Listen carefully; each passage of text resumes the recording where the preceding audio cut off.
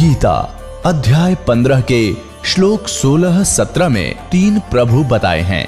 ये 3 प्रभु कौन हैं? किस प्रभु की शरण में जाने के पश्चात जन्म और मरण समाप्त हो सकता है? 3 प्रभुओं में सबसे उत्तम परमात्मा कौन है? कैसा है?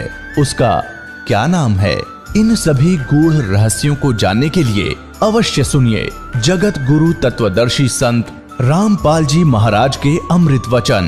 कहते आत्म प्राण उद्धार ही ऐसा धर्म नहीं और जीव का उद्धार करा दे इससे बड़ा कोई पुण्य नहीं है।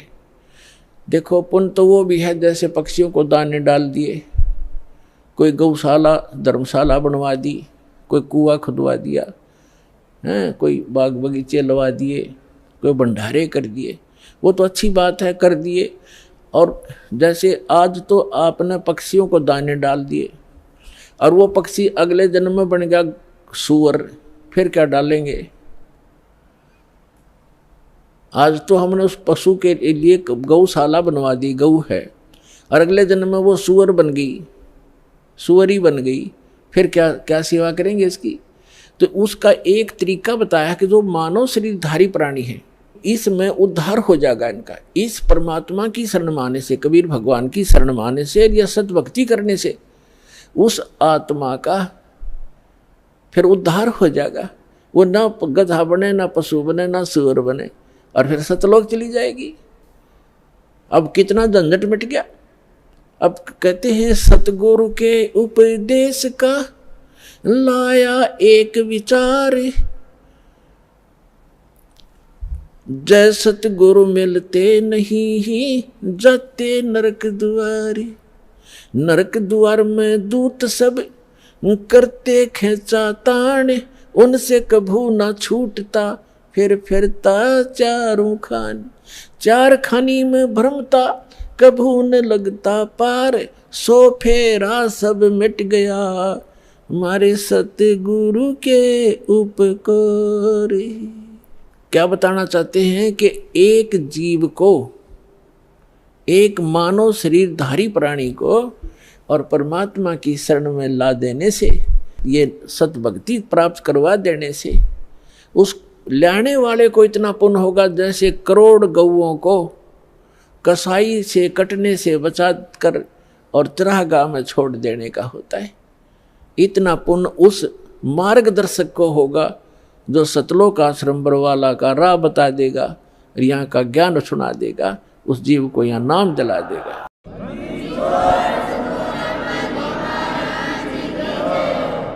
तो फिर उसके बाद कहते हैं उस भक्त का सारा बाईपास निकल गया, सतगुरु मिल गए, सतगुरु की उपदेश का लाया एक विचार, और जय सतगुरु मिलते नहीं हम जाते नरक द्वार।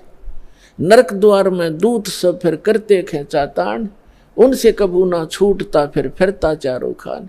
चार खानी में भ्रमता और कभू न लगता पार, और सो फेरा सब मिट गया मेरे सतगुरु के उपकार। ओए अब ना वो पशु बने, ना पक्षी बने, और ना कोई और नरक में जावे। तो कितना बाईपास निकाल दिया परमात्मा की कृपा से, उस सच्चे नाम से वो कितना बाईपास निकल गया। तो इस प्रकार कहते हैं आत्म प्राण उद्धार ही ऐसा धर्म नहीं और इससे बड़ा कोई पुण्य नहीं प्राणी को। पुण्य तो और भी है, लेकिन अगर आप परोपकार करना चाहते हैं, आपके दिल में दया है प्राणियों के प्रति, तो मानव शरीरधारी प्राणी को मनुष्य जीवन प्राप्त करवा दे।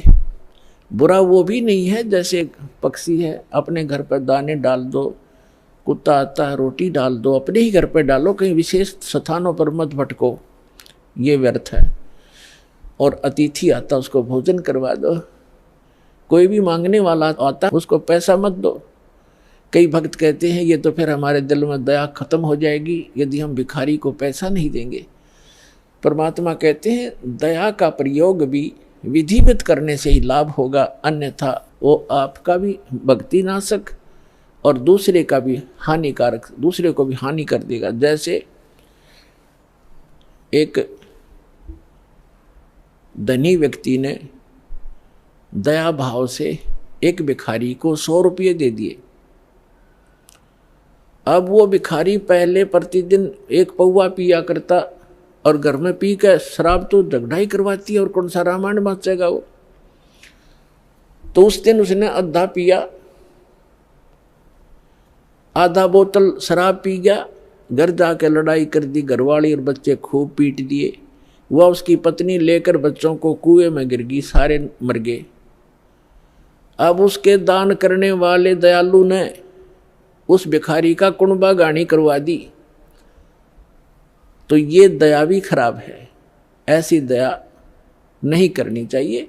भिखारी को रोटी खिला दे, अगर भिखारी रोटी खा ले भाई, कपड़ा नहीं है तो कपड़ा सिलवा दे उसको, बिना सिलाया नहीं दो जाते बेचेगा और गुटी लाओगा। एक भगत कह रहा था कि एक दिन मैं पार्क में घूमने चला गया और वहाँ दो बाबा जी बैठे, नकली 2 या 3 जैसे थे वह। तो वो मांग मूंग के लाए, इकट्ठे पैसे कराया करते शाम ने। उस दिन उनके पास सारा कुल मिलाकर 20 से 25 रुपये बने। तो वो कहने लगे भाई इसमें तो कुछ भी ना आवे, एक का भी काम ना चले शराब पीने का। तो उन्होंने बोला भाई ठीक है तुम टाल कर दो, मैं अकेला पी लूंगा। वो लेकर एक बाज गया 25 रुपया ने।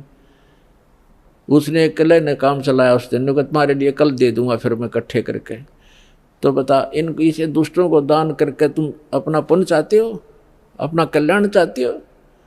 तो दान भी कहते हैं गुरु बिन माला फेरते, गुरु बिन देते दान, गुरु बिन दोनों निष्फल हैं, चाहे पूछो वेद पुराण।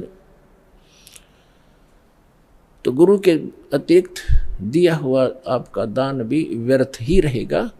अगम निगम को खोज ले, बुद्धि विवेक विचार, उदय अस्त का राज मिले तो वे नाम बेगार। परमात्मा ने आपके ऊपर मेहर की है पुण्यात्माओं। मनुष्य शरीर ऐसे समय में अब परमात्मा ने बैन उठा रखा है कि जो भी सतनाम को और इस हारनाम को प्राप्त कर लेगा, आजीवन मर्यादा में रहेगा, गुरु वचन पर चलेगा, वो सभी सतलोक चले जाएंगे, जहाँ जाने के बाद साधक फिर लौटकर कभी संसार में नहीं आते। तो उसके लिए बताया है कि सतगुरु मिलना चाहिए, पूरा संत हो, सतभक्ति शास्त्र अनुकूल हो और भक्त भी कति डट के भक्ति करे, बुराई छोड़ दे। बीड़ी शराब मांस तमाकू आन उपासना रिश्वतखोरी चोरी जारी, ये सब बुराई है, इस भक्ति मार्ग में बाधक है।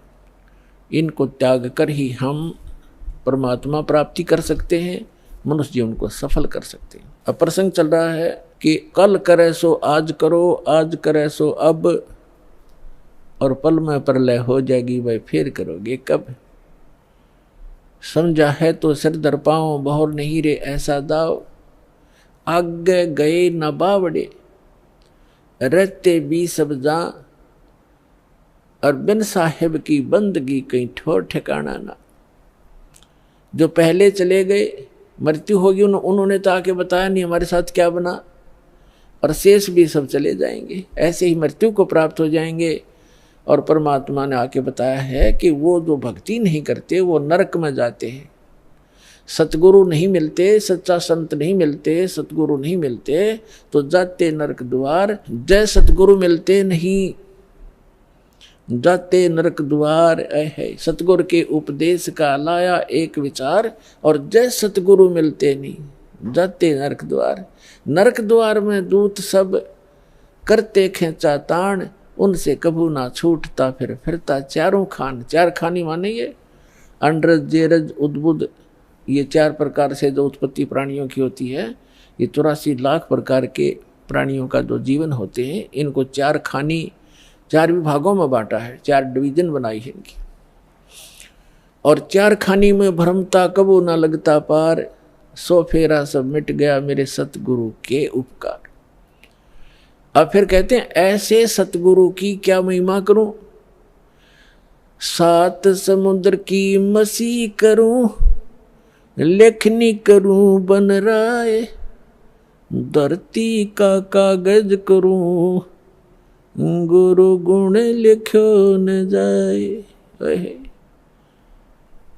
अपना आत्मा आप तो बालक हो, आपको तो अपनी बनाई खीर मिल गई, ना दो में माख फूटी और ना कोई आंच लगी। आपको तो परमात्मा ये बना के धर के गए थे, यो ज्ञान, तत्व ज्ञान। लेकिन इन काल के दूतों का ना तो गीता पढ़ने वालों को गीता समझ में आई, वेद पढ़ने वालों का वेद समझ में आए नहीं, पुराण पढ़ने वालों को पुराण समझ में आई नहीं, और कुरान पढ़ने वालों को कुरान समझ में आई नहीं, बाइबल पढ़ने वालों को बाइबल को का ज्ञान नहीं हुआ, और कबीर परमेश्वर की वाणी पढ़ने वाले इन कबीर पंथियों को परमेश्वर की वाणी का इनको समझ नहीं आया। तो ये परमात्मा आपको बना कर दरगे सारा ज्ञान है। वो कहते हैं गुड बेटर बेस्ट, आप वो बेस्ट क्वालिटी की आत्मा हो परमात्मा की, जिनको सतलोक आश्रम बरवाला में ये सतनाम और सारनाम प्राप्त हो रहा है। तो आपके लिए सारा प्रयत्न हो रहा है। अपने आत्माओं बैड होता है, बैड तो बैड से गुड भी बन सकता है। जैसे चोर चोरी करता था, यो ज्ञान हुआ, चोरी छोड़ दी, भगत बन गया। शराबी शराब पीता था, शराबी कहलाता था, शराब छोड़ दी, भक्ति करने लग गया, भगत कहा आया। तो इसी प्रकार हम बैड से गुड बन जाएंगे, गुड से फिर बेटर बनेंगे, फिर बेस्ट बन जाएंगे। तो बेस्ट बनने के बाद हम सतलोक जाएंगे।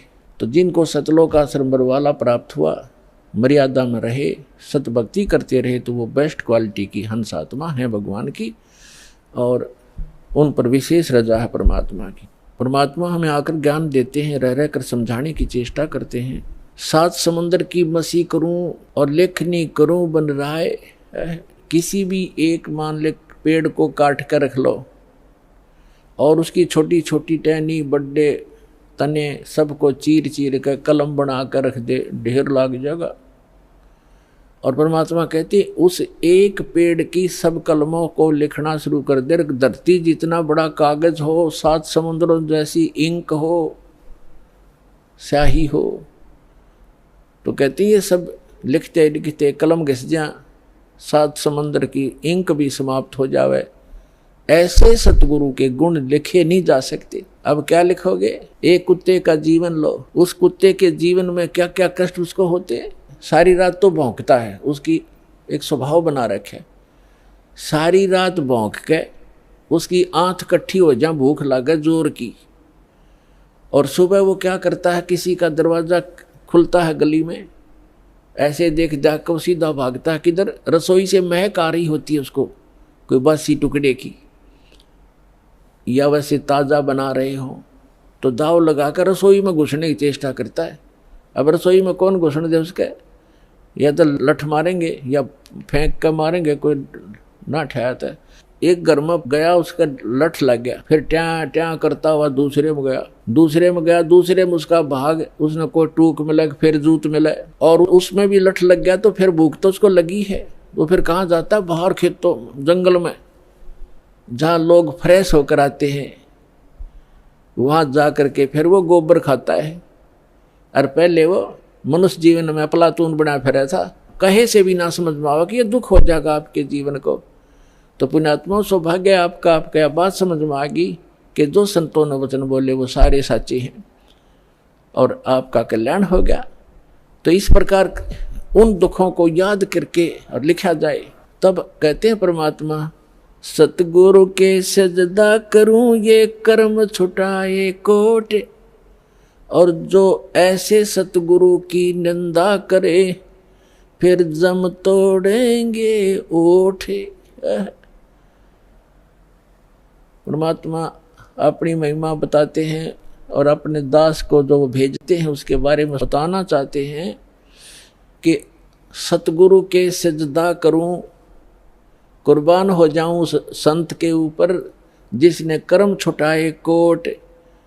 बीड़ी, शराब, मांस, तमाकू, भूकी, सुल्फाब, गांजा, भांग और ये चोरी, जारी, बुराई, बकवास छुटवा दी, जो हम सने पड़े थे इन गंदों में, निर्मल किया और फिर सतनाम दिया। कहते हैं सतगुरु के सजदा करो ये कर्म छुटाए कोट, और ऐसे संत की जो निंदा करे कहते फिर जम तोड़ेंगे होठ। यम के दूत ऐसे मारेंगे, लठ होठों पर लगे चाहे सिर में लगे, वह आगा पीछा नहीं देखेंगे ऐसे व्यक्तियों के। तो यहाँ परमात्मा कहते हैं गुरु मानुष कर जानते, ऐसे संत को कहते हैं मानुष मत गिनना। वैसे तो पुण्यात्माओं भगवान तो भगवान ही होता है, और वो भगवान वो परमात्मा स्वयं भी आते हैं एज ए गुरु एक लीला करने के लिए। और जब वो स्वयं आए थे उसमें हम यही मार खा गए थे ना। 64 लाख से सोना एक गरीब आदमी का, एक झोपड़ी में बैठ कर कपड़ा बुनने वाले व्यक्ति के 64 लाख सेस हो जाना, ये एक अजूबा है जैसे हमारी बुद्धि काम करती होता है। लेकिन उस समय परमात्मा जिसको भी नाम देते थे, आशीर्वाद देते थे, उनके दुख दूर हो जाते थे, भूत भाग जाते थे। कहते हैं सतगुरु दो चावै सो कर ही, 14 कोट दूत जम डर ही, ऊत भूत जम त्रास निवारे, और चित्रगुप्त के कागज पाड़े। ये समर्थ कबीर भगवान है। ये आपके ऊत भूत किसी प्रकार का भी आपके ऊपर 3 ताप का दुख हो, प्रेत बाधा हो, पितृ बाधा है या कोई जिंद बाधा है। अब प्रधानमंत्री के सामने फिर चोर कैसे रुकेंगे? उसके साथ तो बहुत घने बॉडीगार्ड होते हैं। तो जो भक्ति ना करके शरीर छोड़ के वो भगवान के चोर हैं। जिन हर की चोरी करी और गए राम गुण भूल, ते बिदना बागुल किए रहे उर्द मुख चूल। तो ये परमात्मा ऊत भूत जम त्रास निवार है। यम के दूत भी निकट नहीं आ सकते। कहते सतगुर सरना आए के। और धर्मराज डर कैसा? धर्मराज कहते ये नौकर हैं यम के दूत जो आकर सताते हैं, चाहे प्रधानमंत्री हो, मृत्यु के बाद बक्कल तार देंगे, पकड़ के ले जाएंगे, टीटवी गले से पकड़ लेते हैं, बाजू पकड़ लेते हैं, घसीट कर ले जाते हैं। जिसके पास भक्ति धन नहीं उससे यम के दूत नहीं डरते। और समर्थ साथ नहीं है तो कबीर परमात्मा ये समर्थ भगवान है, अनंत कोट ब्रह्मांड के स्वामी हैं। तो यह बताते हैं सतगुरु की शरण में आकर फिर धर्मराज का भी डर नहीं, यम के दूत की तो बातें छोड़ो तुम। तो पुण्यात्मा उस झोपड़ी में बैठे व्यक्ति का और कपड़ा बुनने वाला और उसके 64 लाख से सो जाना, और हमारी समझ में नहीं आए कि ये भगवान है। गले नहीं उतरी कि यूं भगवान हो सकता है। और भगवान सिंगाड़ा होया करे, जिसका सींग सांग लग रहे हो या बंदूक बंदाख ले रखी हो। अरे जो दुख आप पर आपत्ति आई और दूर कर दी मालिक ने, और ऐसी भक्ति दी, आपका सारा सुख दे दिया। सब जो भी शरण में आए थे गिनती नहीं कर सकते इतने सुख दिए दाता ने। और लेकिन उन सिरफरों के बकाए हुए ये कह दिया करते, नहीं यो तो वैसे सिद्ध पुरुष है, कोई सिद्धि शादी जानता है, ये भगवान थोड़ा ही हो सकता है। हम मान्य करते भगवान श्री राम और श्री कृष्ण, जिसके हाथ में तीर, सुदर्शन चक्र, और हनुमान जी के पास गदा और माता ले 8 हाथों में हथियार, तो हम इसे ईशान भगवान मानना थे। यह बुद्धि पर पत्थर पड़ रहे थे, इसी कारण से हम फेल रहे। तो हम उसी समय इसलिए मार खा गए कि हमने भगवान को भगवान नहीं माना। तो परमात्मा एक वाणी लिख कर गए हैं कि गुरु गोविंद कर जानियो, रहियो शब्द समाए, मिले जब दंडवत बंदगी, नहीं पल पल ध्यान लगावे। गुरु जी को गोविंद कर मानना, भगवान मानकर उसके साथ व्यवहार करना, ट्रीट करना। गुरु गोविंद कर जानियो और चलियो आज्ञा माँ, मिले तो दंडवत बंदगी, नहीं तो पल पल ध्यान लगा। जब भी आपको मिले दंडवत प्रणाम करें और गुरु जी को परमात्मा मानना। वो खुद तो भगवान थे ही, लेकिन अब अपने दास को भेजा है परमात्मा ने, तो इसलिए कि आपका जो भाव है वो बना रहेगा। जैसे गणित के अंदर एक प्रश्न आता था ब्याज का, ऋण का, तो उसमें मूलधन ज्ञात करना होता था। मूलधन तो होता था वो करोड़ों और अरबों रुपए का। उस करोड़ों और अरबों रुपए के मूलधन को प्राप्त करने के लिए मानना पड़ता है, मान लीजिए मूलधन 100 रुपये। वो 100 रुपये मूलधन नहीं है, लेकिन वो सपोज करना पड़ेगा उस प्रॉब्लम को सोल्व करने के लिए। तो ये समझ लेना पुण्यात्माओं, परमात्मा की वाणी है कि गुरु गोविंद कर जानियो और रहियो आज्ञा माही, मिले तो दंडवत बंदगी नहीं पल पल ध्यान लगाए। अब जैसे आप यहाँ से जाओगे शरीर छोड़ के, ये तो छूटेगा, आपको मालूम है सबको। हम चाहते तो नहीं है कभी मृत्यु हो, लेकिन या तो होगी वो माल्य के आधार पे है। अब तो आप भक्त हो गए, आपकी मृत्यु तो भगवान कबीर साहब के हाथ में है। आप कहोगे तब होगी, कई बार कह लोगे जब होगी। अब काल नहीं मार सकता आपको, अकाल मृत्यु नहीं मर सकते आप, अगर नियम ठीक रखोगे।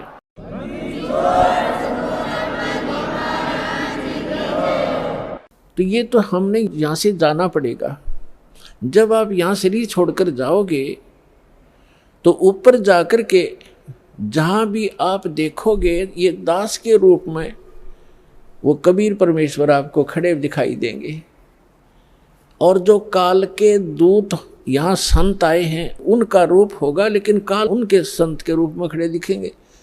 तो वहाँ जिस गुरु की वो शरण में है तो वहाँ जाकर अपने गुरु जी के पास ही जाते हो, तो सीधे के अपने वो खड़े गुरु जी, तो अब उसके शेष सारे उस गुरु के पास, उसके शेष उस दूसरे गुरु के पास। तो वहाँ काल भी आता है जो उसने संत भेज रखा है इन जीवों का नाश करने के लिए, और परमात्मा आता स्वयं जिसने अपना संत भेज रखा है जीवों का विकास करने के लिए। तो इस दास के रूप में आपको वहाँ परमात्मा मिलेंगे। आपको एक और हिदायत दी जाती है कि जब आप गुरु जी के पास जाते हो, प्रणाम करते हो, तो उसमें एक अभ्यास बनाओ कि सतनाम का सुमरण अवश्य करें। प्रथम नाम मिला है तो प्रथम का अवश्य करें। जैसे प्रणाम करते करते भी आप एक सांस का सेवन आसानी से कर सकते हो। और उससे क्या होगा, जैसे यहाँ तो आपका अभ्यास बना रहेगा, भक्ति तो करनी है, तो उससे क्या होगा, जैसे आप वहाँ जाओगे, एक तिरकुटी एक इंटरनेशनल एयरपोर्ट समझ लो तिरकुटी, जब वहाँ पहुँचोगे तो वहाँ आपको परमात्मा मिलेंगे इस दास के रूप में। और वहाँ काल भी धोखा देने के लिए इस दास का रूप बना सकता है। तो उसमें आप जी ने सिमरन करना है सतनाम का, क्योंकि वहाँ जाएगा तो सतनाम ही होगा आपके पास, सारनाम तो होगा ही होगा, सतनाम भी होगा। तो सतनाम का और सारनाम का जाप करना है। तो सतनाम का जाप करने मात्र से, और प्रथम मंत्र भी अगर प्राप्त है, इसमें प्रथम और लास्ट 2 मंत्र हैं इस 7 मंत्रों में, तो ये दोनों मंत्र भी गजब के मंत्र हैं। इनका भी जाप करने से क्या होगा, यदि सामने काल परमात्मा की बजाय स्वयं आकर के दास का रूप बनाकर खड़ा हो जाएगा, इस सिमरन से उसका तुरंत चेहरा बदल जाएगा, उसके ऊपर का आवरण हट जाएगा, उसकी वास्तविकता वो भूंडी शकल दिखाई देगी। फिर आप अपने आप दूर हो जाओगे, फिर इधर उधर देखोगे। अब थोड़ा सा एक प्रश्न सुनाते हैं आपको, क्योंकि सत्संग के अंदर बहुत सी हिदायत देनी पड़ती है। तो ये सुमन करने से भी अगर शकल नहीं बदलती है तो आपके ओरिजिनल गुरुजी और ओरिजिनल गॉड है। एक समय एक चंद्र विजय नाम का राजा था, उसकी इंद्रमती नाम की एक रानी थी, और वो बहुत भगतनी थी भगवान की। पिछले जन्म से, पिछले पुण्य से ही अच्छी आत्माएं राजा बनती हैं, रानी बनती हैं, और इतना सुख होकर के भी जो परमात्मा की तरफ में भगवान की भक्ति में लगे होते हैं वो पुण्यात्मा विशेष होती हैं। वो माई जो है उसने एक गुरु बना रखा था। उस गुरु जी ने बता रखा था कि भगवान विष्णु, भगवान शिव की भक्ति करनी चाहिए, श्री राम की भक्ति करनी चाहिए, 68 तीर्थों पे जाना चाहिए, 68 तीर्थ करना चाहिए, एकादशी का व्रत रखना चाहिए। अब जैसे एक नियम है, कहते हैं धन चाहे तो दान कर और मोक्ष चाहे भज राम। तो हमने यहाँ इस काल के लोक में रहना है तो धन भी चाहिएगा और राम भी प्राप्त करना है, तो हमने दान भी करना है और सच्चा नाम भी जपना है। अब उसके गुरुजी ने बता रखा था कि बेटी पिछले जन्म में तैने बहुत पुण्य कर रखे हैं, घने धर्म कर रखा है, जिस कारण से तू रानी बन गई। आगे ऐसी ही अच्छा जीवन प्राप्ति के लिए आप साधु संतों को भोजन करा कर बेटा, वैसे तो आए अतिथि को भी भोजन करा दे, उसका भी पुण्य है, लेकिन भगत संत को भोजन कराने का न्यारा फल मिलता है। जैसे आपके पास पशु हैं, भैंस या गाय, एक भैंस या गाय है जो दूध देती है, और अन्य भी पशु हैं जो अभी दूध नहीं दे रहे, वो भी अपने पालने ही पड़ते। अब एक तो उस दूध ना दे रहे पशु को जो चारा दिया जाता है, आहार खिलाया जाता है, वो भी हमारा कर्तव्य बनता है। लेकिन जो दूध वाले को जो चारा चराया जाता है, बिनौले खल आदि हम डालते हैं, तो वो तुरंत लाभ दे देता है। सुबह अच्छा भोजन कराओगे, चारा चराओगे, तो शाम में दूध गढ़ा पाओगे उसके। तो इस प्रकार संत और भक्त होते हैं दूध वाले, और अन्य जो अतिथि आते हैं जो भक्त नहीं, भक्त है तो अच्छी बात है ना, तो वो भी एक कर्तव्य जानकर हमने उनको भी अवश्य भोजन कराना चाहिए, और आदर सत्कार, आतिथ्य सत्कार से कराना चाहिए। लेकिन साधु संतों का भोजन कराया हुआ अत्यधिक लाभ देता है।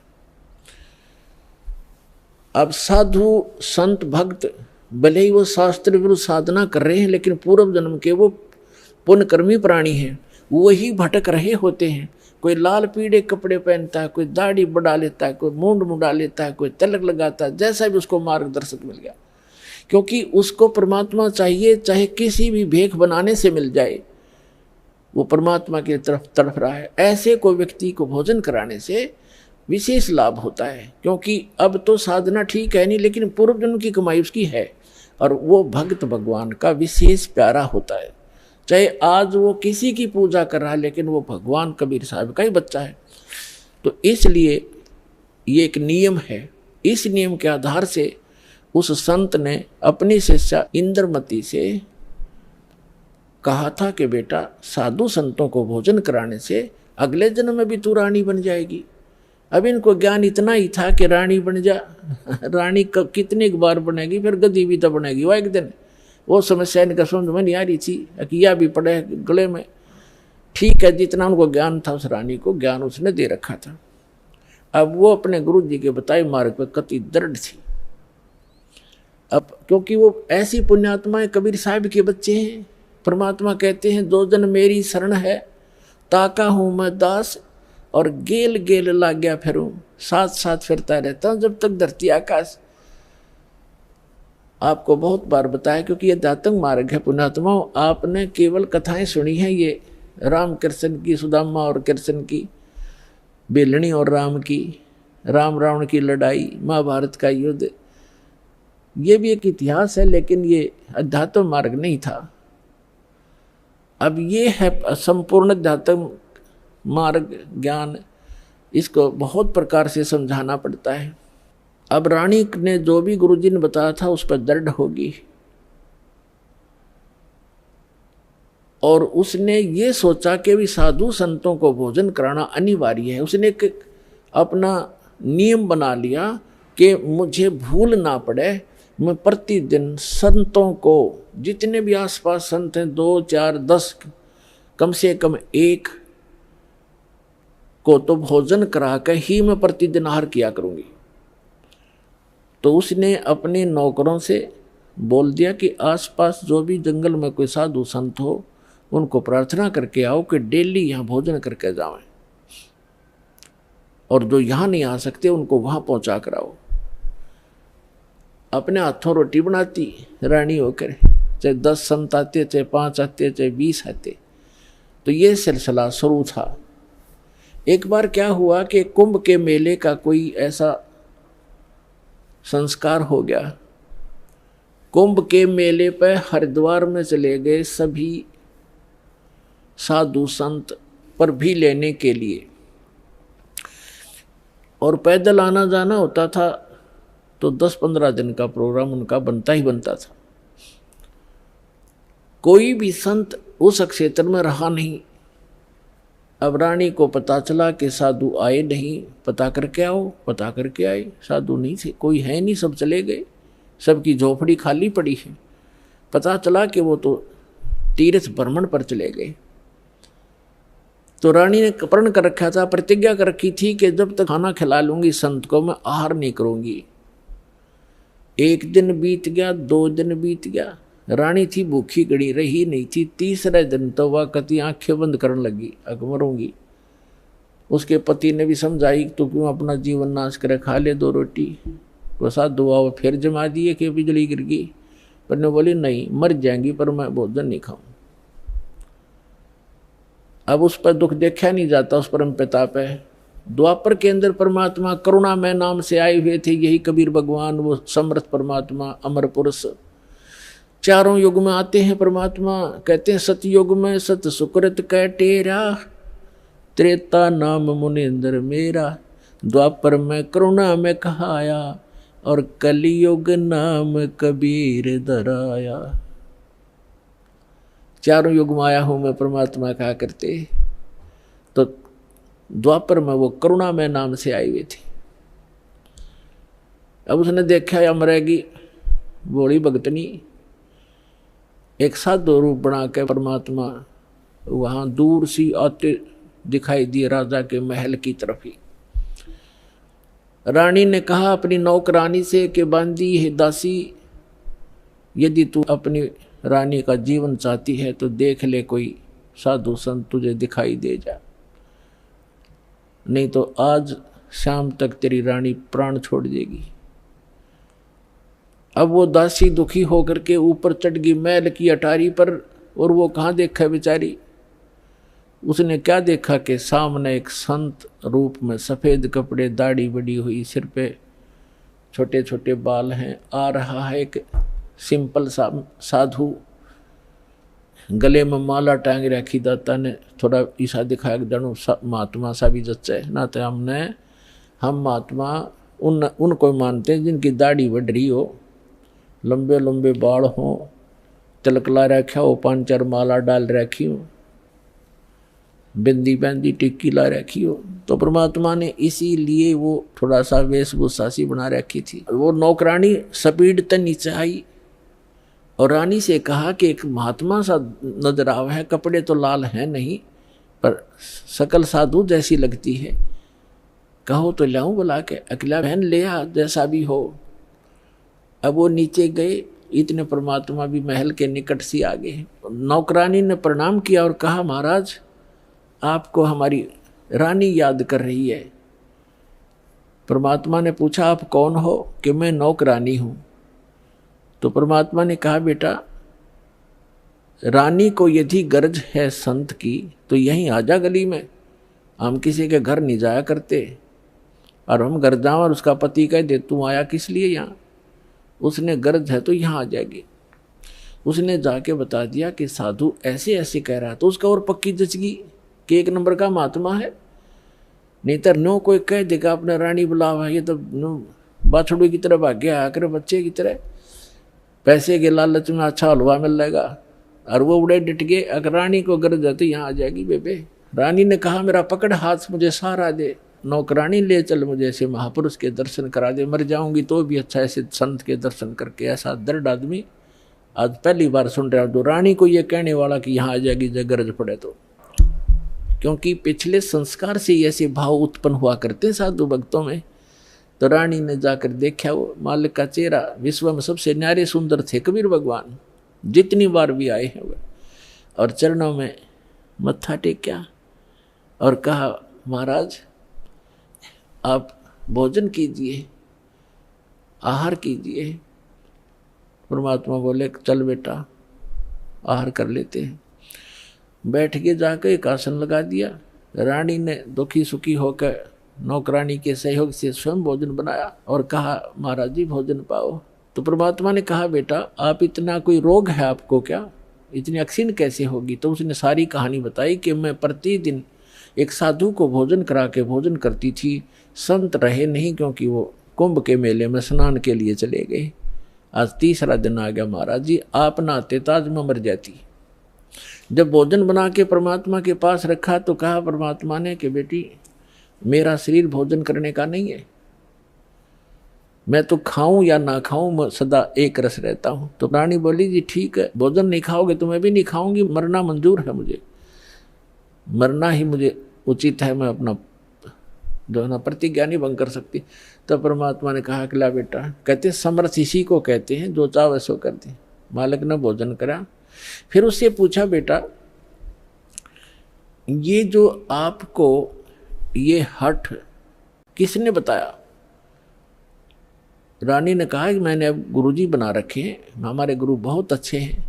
परमात्मा ने पूछा क्या साधना करते हो? कि श्री विष्णु जी की, श्री शंकर भगवान की, शेरा वाली माता की, जो भी वो करती थी, एकादशी का व्रत करती हूँ, तीर्थों पर भी जाती हूँ, ऐसे करती हूँ। फिर परमात्मा ने अपना ज्ञान समझाना शुरू किया, लेकिन वो रानी जो थी वो ज़्यादा भावुक होते हैं श्रद्धालु। जैसे ये दास प्रारंभ में इन अन्य पंथों वालों को कहा करता था, जो भी आ जाता था संपर्क में सत्संग सुनने, कि भाई आपका नाम गलत, आपका गुरु पूरा नहीं है, आपकी साधना गलत है। ये राधा स्वामी, धन धन सतगुरु, जय गुरुदेव वाले और ये तो सारे निरंकारी वाले ये आते थे जो सुनकर सत्संग है। जब ये दास उनको यह सच्चाई बताता तो बेदक जाते, उठ कर चले जाते कि ना आप तो निंदा करते हो, किसी संत की निंदा नहीं करनी चाहिए, पाप लगता है। अरे भले आदमियों, निंदा क्या की मैंने? तेरे गुरु को चोर बताया ना, डाकू ठग बताया नहीं, उसके ज्ञान की त्रुटि बताई है, ज्ञान में कमी है आपके गुरु जी में। संत तो अच्छे ही होते लेकिन ना समझ में आई। ये श्रद्धालु होते हैं कि ना गुरु जी के बारे में कुछ नहीं सुन सकता, और अब आने लग रहे रोते हुए लुट पिट के, रोआ बरीत रहे, नाश हो गया।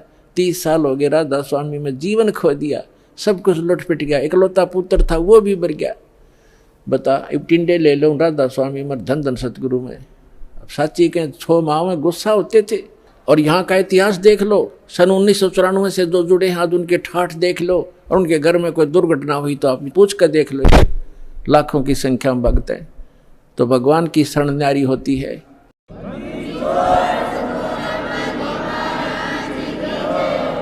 एक भगत से उसके सुख पूछने लग जाना, आपका दिमाग फेल हो जाएगा और उसके मुंह का थूक सूख जाएगा। गुण भगवान के बताने से बंद नहीं होगा आपको, जिसने 5-4 वर्ष से भी नाम ले रखा है। ये समर्थ है, पूर्ण परमात्मा है, इसलिए दास ये रे हो रहा आपके लिए कि किसी प्रकार आपके समझ में आ जा कबीर इज गॉड। दास का काम पूरा हो, फिर तो आप डूंडा पाट जाएगा, परमेश्वर में एक ही रस हो जाएगा कुछ दिनों में। तो रानी क्या कह रही है? परमात्मा ने बताना शुरू किया, बेटा आप विष्णु की पूजा करती हो, विष्णु जी की, कहाँ जाओगे? बता आपके गुरु ने। जी स्वर्ग में जाऊंगी। स्वर्ग में कितने दिन रहोगे? अब सत्संग सुनकर थोड़ा बहुत ज्ञान हो ही जाता है। कहती है जी वो तो जितना धर्म होंगे मेरे पुण्य होंगे उतने दिन वहाँ रहूंगी, फिर कहाँ जाएगी? पता नहीं, वह मैं बताऊँ कहाँ जाएगी, तो गद्दी बनेगी फिर अगले दिन में।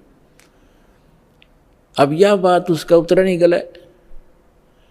परमात्मा ने बताया जो साधना आप कर रही हो, पुण्य कर रहे हो, दान कर रहे हो, ठीक है, रानी भी बन जाएगी और स्वर्ग भी चली जाएगी, फिर पशु योनि में भी कंपलसरी जाएगी। और ये आपके विष्णु जी भी नाशवान, आपके शंकर जी भी नाशवान, आपके ब्रह्मा जी भी नाशवान। तो कहते हैं थर पकड़ थर होई, अमर की साधना करने से अमर पुरुष की तो अमर हो सकते हो। तुम नाशवानों की भक्ति करके और सथाई होने की कुचेष्टा करते हो। अब वो रानी कहने लगी, मुंह बना लिया रानी ने, इंदुमती ने, कि महाराज जी ये संत है ना, ये एक दूसरे की निंदा कराया करें, और मेरे गुरु जी के बारे में देखो आप कुछ ना कहियो, जो मेरे लिए तो भगवान है। परमात्मा बोले, बेटा अगर गधे ने कोई गाय को है और गधी को कोई ये बताओ ये गधी है गाय नहीं है बेटी, और वो नौकर मेरी गाय को गधी क्यों बताता है, तो दुख नहीं मान्या करते। उसकी जांच करे सचमुच क्यों कहा इसने ऐसी कड़वी बात, लेकिन वो नहीं मानी। अपने आत्माओं अपने बच्चों तक पहुंचने के लिए परमात्मा ने कितना प्रयत्न करना पड़ता है, इन काल के दूतों ने सालझा दिया। अब परमात्मा ने बहुत कोशिश की कि बेटा मैं तेरे हित की बात कह रहा हूँ, मैं तेरे गुरु जी को चोर नहीं कहता, गुंडा डाकू नहीं कहता, उनको ज्ञान नहीं है, वो विष्णु जी को समर्थ शक्ति बताते हैं, विष्णु जी खुद नाशवान है, तो आपकी रक्षा कैसे करेगा वो? शिव जी को आप भगवान मानते हो। परमात्मा ने बताया कि जिस समय भस्मागिरी नाम का एक संत भगवान तेरे शंकर जी के सामने ऊपर ने पैर नीचे ने सिर करके 12 वर्ष तपस्या की। आपने पढ़ा होगा पुराण में, कहाँ जी पढ़ रखा है, सुना है, पढ़ा भी है। और जो भस्मकंडा शिव से मांग लिया और भगवान शिव को मारने की चेष्टा करने लगा वो भस्मासुर, तो भगवान शिव जी ने क्या किया, भाग्य थे ना वो, तो वो अविनाशी हैं, जिनको तो अविनाशी मान रही, उनसे तू रक्षा की बाट देखे, सुरक्षा, वो आप सुरक्षित नहीं। अब बात सारी साची, पर गुरु जी के बारे में सुनना कति पसंद नहीं, वो पिछला रंग चढ़ रहा कसूता।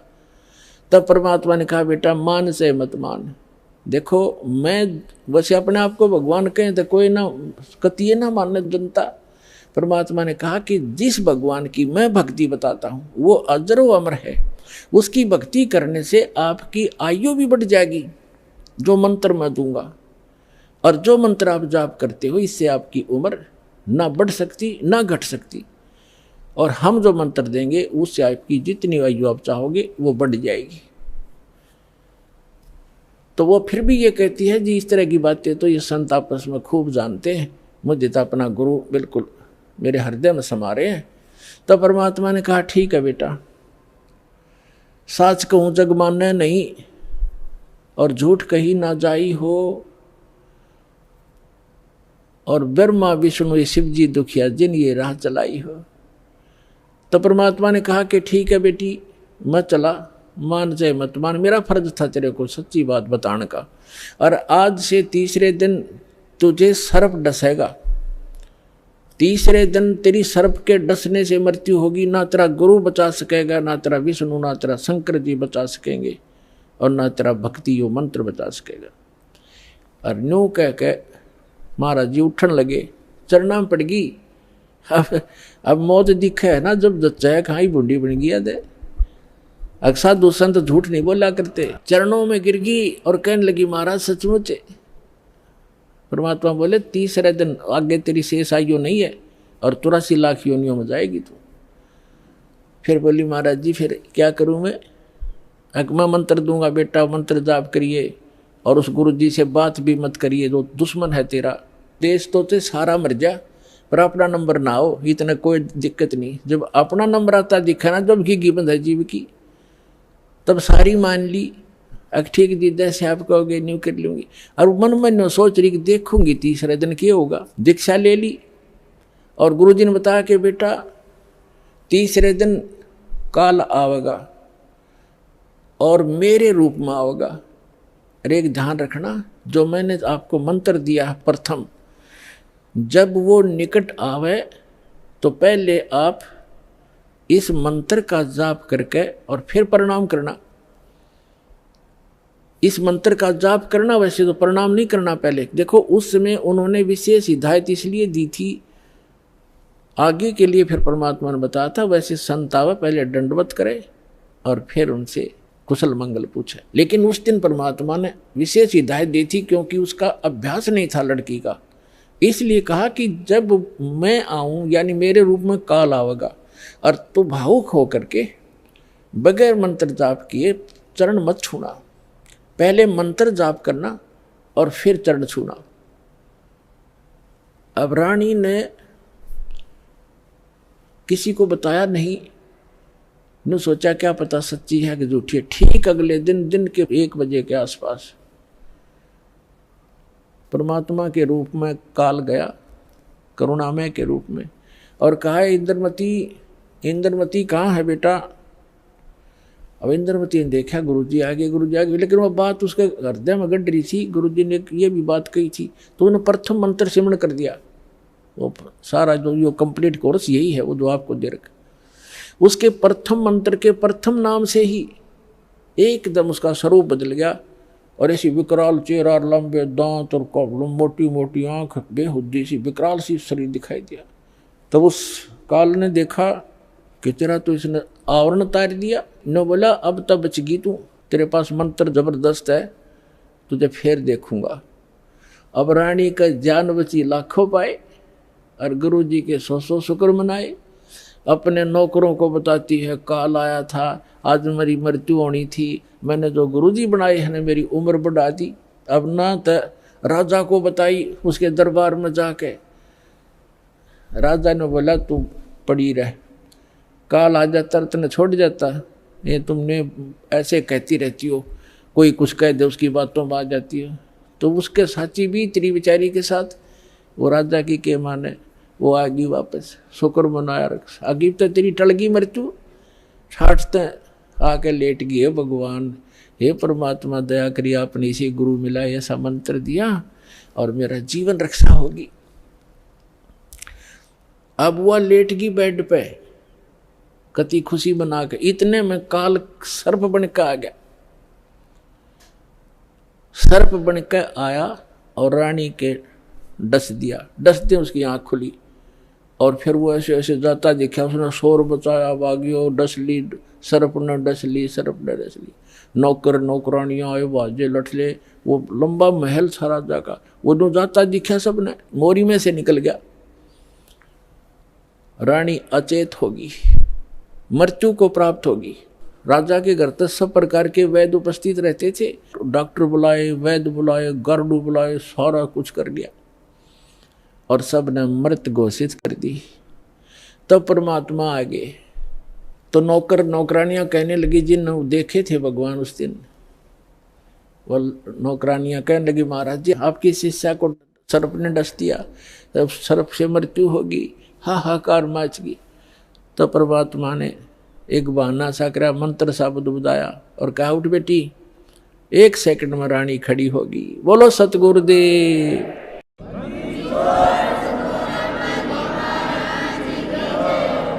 आइए अब हम उन श्रद्धालुओं के अनुभव जानते हैं जो जगत गुरु तत्वदर्शी संत रामपाल जी महाराज जी से दीक्षा प्राप्त कर चुके हैं तथा उनके द्वारा बताए गए भक्ति मार्ग पर चल रहे हैं। नमस्कार सर। नमस्कार सर। सर क्या नाम है आपका? मेरा नाम शैलेंद्र दास है। शैलेंद्र जी आप कहाँ से हैं? मैं सोनीपत हरियाणा का रहने वाला हूँ। संत रामपाल जी महाराज से नाम दीक्षा आपने कब ली? मैंने संत रामपाल जी महाराज से नाम दीक्षा 31 अगस्त 2014 को ली। सर संत रामपाल जी महाराज से नाम दीक्षा लेने से पहले क्या आप कोई भक्ति साधना भी करते थे? जी, मैं पिछले करीबन 25 साल से भगवत गीता का रोजाना पाठ करता था, 1 अध्याय का, और हनुमान जी की पूजा करता था, शिव जी की पूजा करता था और साईं बाबा को भी मानता था। मतलब हफ्ते में मैं 3 व्रत करता था और पूजा पाठ बहुत ज़्यादा करता था। मतलब मैं काफ़ी डिवोशनल हो गया था। सर फिर आप संत रामपाल जी महाराज की शरण में कैसे आए? संत रामपाल जी महाराज की शरण में जाने का कारण ये है सर, मेरे पिताजी को सन 2012 में कैंसर हो गया था, गले का कैंसर हो गया था खाने वाली नली में। तो उनका इलाज करवाया राजीव गांधी हॉस्पिटल दिल्ली से। तो लेकिन मेरे मन में तब से एक ही धारणा ये बन गई थी कि मेरी मदर जैसे है बहुत सामाजिक औरत, मेरे पिताजी बहुत सामाजिक थे और बहुत सीधे शरीफ आदमी थे। मेरे एक क्वेश्चन घुसता चला गया दिमाग में, ये रहता था कि मेरे माँ बाप इतने सीधे शरीफ हैं, मेरी मदर को भी घुटनों में प्रॉब्लम रहती थी, तो इतने सीधे सच्चे जो कभी किसी का बुरा नहीं किया, ऐसे लोगों के साथ इतना बुरा क्यों हो रहा है? मैं भक्ति भी करता हूँ, मेरे परिवार भी भक्ति करता है और मैं जैसे जैसे इस भक्ति में बढ़ता चला गया हूँ वैसे मेरे को दुख बढ़ते चले गए। मेरे मतलब आर्थिक स्थिति भी इतनी अच्छी नहीं रही, कोई ना कोई टेंशन रहती ही थी मेरे ऊपर। तो बाद में मैंने फिर एक बार ज्ञान गंगा पुस्तक मुझे मिली कहीं से, तो मैंने पढ़ी भी, फिर मैंने छोड़ दिया था, उसको रख दिया था। लेकिन मेरे एक टेंशन बनी हुई थी कि भाई परमात्मा कहाँ है, ये भगवान की मैं इतनी पूजा करता हूँ, कोई साथ क्यों नहीं देता। तो फिर मैंने दोबारा उसको पढ़ना चालू किया। तो मेरे पास एक दिमाग में ये आ गया कि भाई ये कोई संत हैं जो इतनी अच्छी अच्छी बातें लिखी हुई है, इसमें कहीं इसमें कुछ ना कुछ है। तो मैं फिर अपने पिताजी को, अपने मिसेज, मेरे दोनों बच्चों को लेके मैं 31 अगस्त 2014 को बरवाला आश्रम में गया। मैंने फिर संत रामपाल जी महाराज से नाम लिया मेरे परिवार समेत। सर संत रामपाल जी महाराज से नाम दीक्षा लेने के बाद क्या आपको कोई लाभ भी प्राप्त हुए? हाँ जी, प्रथम लाभ तो यही है कि परमात्मा प्राप्ति हो गई। मैंने जितनी भी हमारी होली बुक्स हैं, ऑथेंटिक बुक्स हैं, गीता जी है, वेद हैं, सारे चारों वेद हैं, पुराण हैं, इन सब का अध्ययन किया। मोहम्मडन्स की जैसे कुरान मजीद है, कुरान शरीफ है, इन सबको टैली किया। मैं इतने जल्दी विश्वास में नहीं आया। मैं एक पढ़ा लिखा हुआ एक इंडस्ट्रियलिस्ट हूँ, मेरे पास 40 आदमी काम करते हैं आज। उससे पहले भी, ये तो 3 साल से मैन्युफैक्चरिंग कर रहा हूँ, उससे पहले भी मैं 20 साल से ट्रेडिंग कर रहा हूँ वी बेल्ट की। तो मेरे को हर तरह का ज्ञान था, लेकिन मैंने इतनी जल्दी विश्वास नहीं किया। मैंने तो हर एक चीज़ को टैली किया। उसके बाद सारी होली बुक्स भी यही कहती हैं। तो उससे मेरा निचोड़ यही है कि ये पूर्ण परमात्मा है, एक भगवान ही, एक मालिक ही ऐसा कर सकता है। वहाँ का सिस्टम देखा, ओहो, अपार इतने लोगों की भीड़ देखी, ये नहीं समझ में आ रहा था कि ये सिस्टम चल कैसे रहा है। लाखों आदमी श्रद्धालु वहाँ भंडारा कर रहे हैं, इतनी व्यवस्था, गर्म पानी की व्यवस्था, टॉयलेट में व्यवस्था। तो मतलब समझ में नहीं आया एक दिन तो पूरा ये हो क्या रहा है, कैसे चल रहा होगा। मेरे फादर और हम तो दोनों यही बात करते रहे कि ये सिस्टम इतना चल कैसे रहा है। हम 4 आदमियों का जो व्यवस्था अपने घर की ढंग से नहीं कर पाते, भाई लाखों रुपया चाहे कमा रहे हैं फिर भी नहीं कर पाते, मतलब डर लगता है, नहीं हो पाती हिम्मत। और ये कैसे चल रहा है, इतना लाखों आदमी, सब कुछ सिस्टम चल रहा है।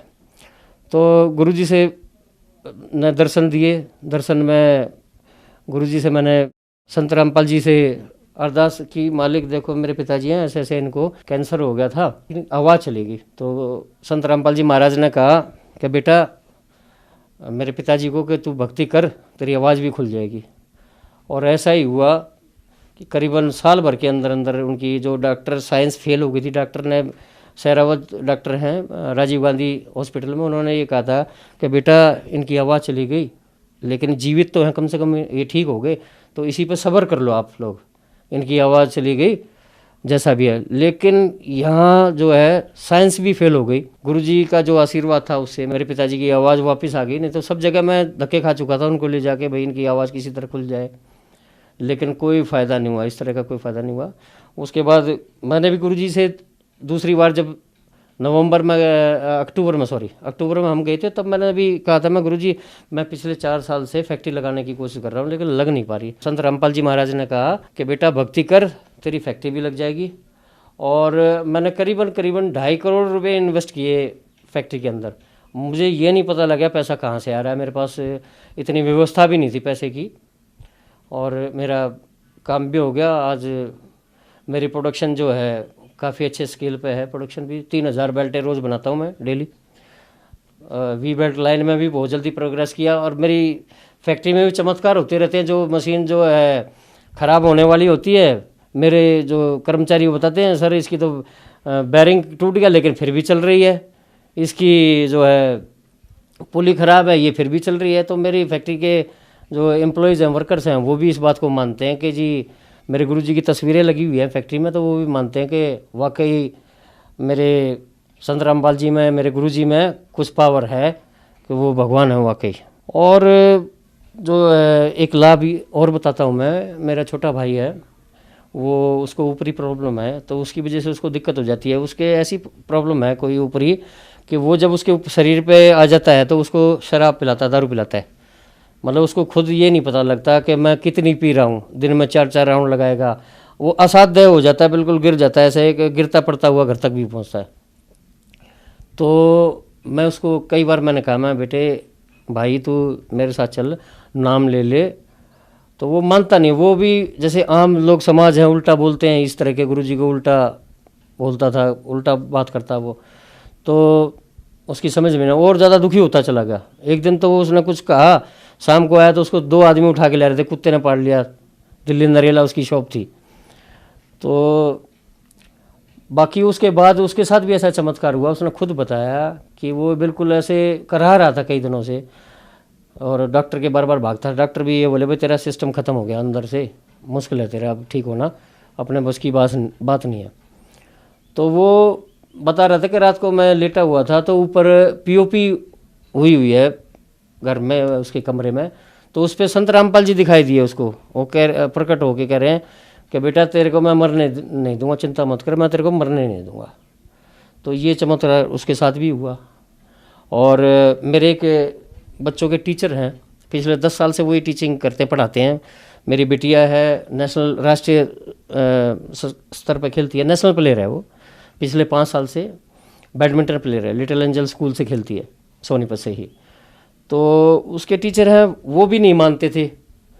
वो 2 साल पहले मेरे से बोले कि भाई मैं भी एक बार देखना चाहता हूँ कि क्या नाम देते हैं क्या है। वो मेरे साथ चले गए और नाम ले आए। तो उसके बाद उन्होंने अनुसरण नहीं किया, तो ऐसे ही ये समय निकल गया। उसके बाद मेरी बेटी के पेपर थे CBSE के 10वीं क्लास के, अभी हुए हैं। तो मैंने कहा मैं सर अब आप एक काम करो, ये दोनों टाइम प्रैक्टिस करती है और पढ़ाई में वीक है, तो इसको दोनों टाइम में आप ट्यूशन देना चालू कर दो। तो वो ये बोले कि भाई साहब आप एक काम करो, इसको सिमरन कराओ। मैं यार कैसी बात कर रहे हो, आप तो कहा करते थे अपोजिट बोलते थे, सिमरन क्या, आपको तो टीचिंग का कराना चाहिए इसको दोनों टाइम, जिसकी पढ़ाई ठीक हो। नहीं भाई साहब, एक मैं आपको ना अपने साथ घटी घटना बताता हूँ कि मेरे साथ ऐसा हुआ कि 1 महीने पहले मैं कमरे में बैठा हुआ था और संत रामपाल जी प्रकट हुए और मुझसे कहने लगे भाई तू नाम लेके आया था, वो नाम का सिमरन क्यों नहीं करता। तो जी मैंने 15 दिन तक उसका सिमरन किया, फिर छोड़ दिया। बोला जी मेरे को एक बाबा जी के तरह दिखाई दिए, मैं वो कबीर साहब हैं। संत रामपाल जी और कबीर साहब एक ही हैं, यही परमात्मा है, एक ही चीज़ है ये। तो उसके बाद वो कहने लगा कि जी एक बार अभी लेटेस्ट 2-3 दिन पहले ही मेरे साथ एक और हुआ कि मेरी मिसिज़ और मैं दोनों करनाल जा रहे थे, हमारी गाड़ी थी हमारे साथ, और GT रोड पे गाड़ियों की चेकिंग थी काफ़ी। तो गन्नौर भी चेकिंग हुई, मैं निकल गया। उससे आगे समाल का चेकिंग थी, वहाँ भी मैं निकल गया।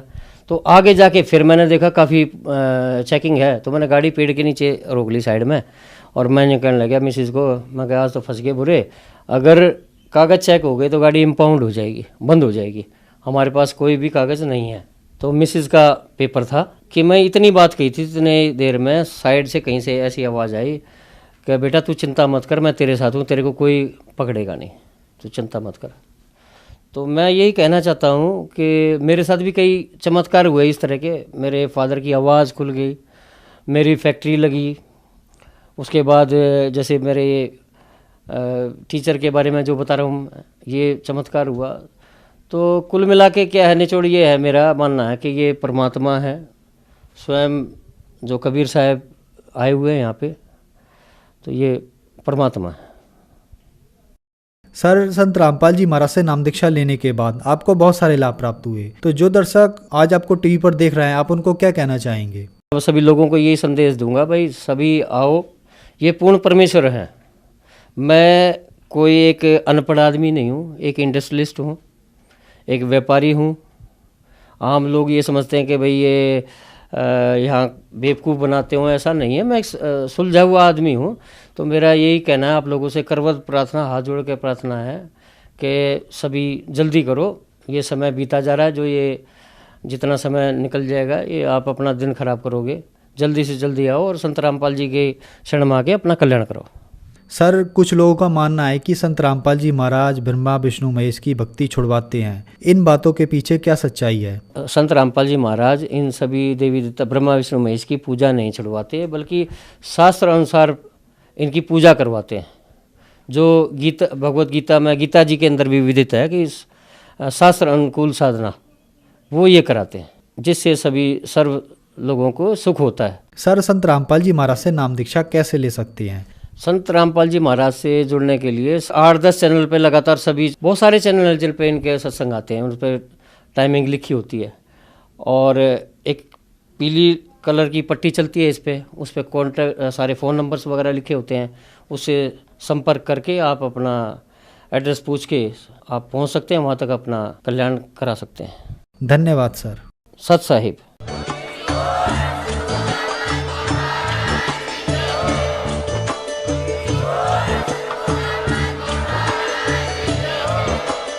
आप सुन रहे थे जगत गुरु तत्वदर्शी संत रामपाल जी महाराज जी के मंगल प्रवचन। अधिक जानकारी के लिए विजिट कीजिए हमारी वेबसाइट www.jagatgururampalji.org। संत रामपाल जी महाराज जी के शुभ आशीर्वाद से पूरे विश्व भर में 500 से भी ज्यादा नाम दीक्षा केंद्र हैं, जिन पर संत रामपाल जी महाराज जी द्वारा ऑनलाइन निशुल्क नाम दीक्षा दी जा रही है। अपने नजदीकी नाम दीक्षा केंद्र का पता करने के लिए संपर्क करें 8222880541।